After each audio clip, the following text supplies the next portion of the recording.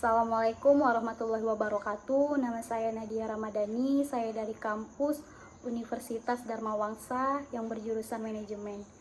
Di sini saya akan menjelaskan secara singkat tentang materi yang saya bawakan berjudul Konsep Dasar Metode Penelitian dari mata kuliah Metode Penelitian dan dosen pengampu Bapak Umar Hamdan Nasution.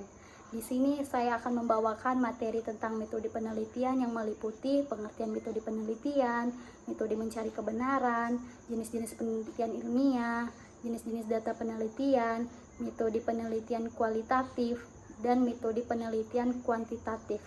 Nah, yang pertama saya jelaskan secara singkat itu pengertian dari metode penelitian. Pengertian metode penelitian menurut para ahli dari Supranto 2020, penelitian atau riset adalah suatu kegiatan untuk memilih judul, merumuskan persoalan, kemudian diikuti dengan pengumpulan, pengolahan, penyajian, dan analisis data yang dilakukan dengan metode ilmiah secara efisien dan sistematis yang hasilnya berguna untuk mengetahui sesuatu keadaan atau persoalan dalam usaha pengembangan ilmu pengetahuan atau untuk membuat keputusan dalam rangka pemecahan persoalan. Ada metode mencari kebenaran. Definisi kebenaran dapat dilihat secara etimologi dan terminologi.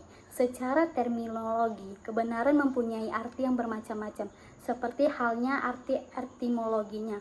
Pengertian kebenaran secara terminologi berkembang dengan sejarah filsafat.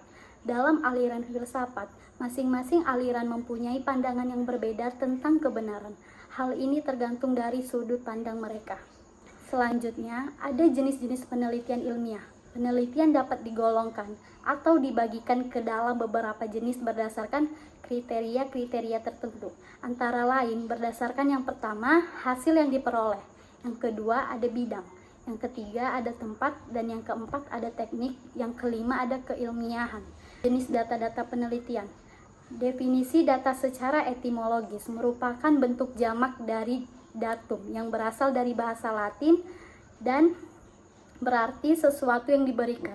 Dalam pengertian sehari-hari, data yang berarti fakta dari suatu objek yang diamati yang dapat berupa angka-angka maupun kata-kata. Sedangkan jika dipandang dari sisi statistika, maka data merupakan fakta-fakta yang digunakan untuk sebagai bahan penarikan kesimpulan.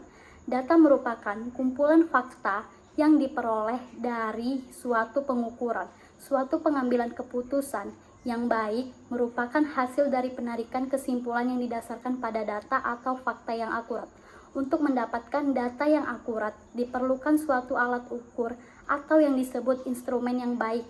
Alat ukur atau instrumen yang baik adalah alat ukur atau instrumen yang valid dan reliable. Selanjutnya, agar data dapat dianalisis dan ditafsirkan dengan baik. Ada jenis data penelitian dapat dibagi menjadi beberapa jenis berdasarkan sifat, skala pengukuran, dan sumbernya.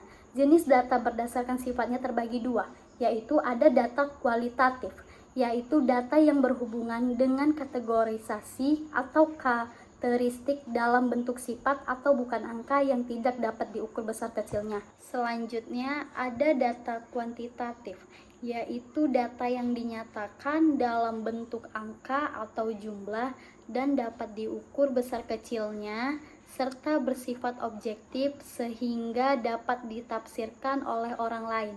Contohnya, harga buku 45.000, berat badan, atur suhu badan, tinggi badan, dan lain sebagainya. Sekian dari penjelasan singkat yang saya berikan.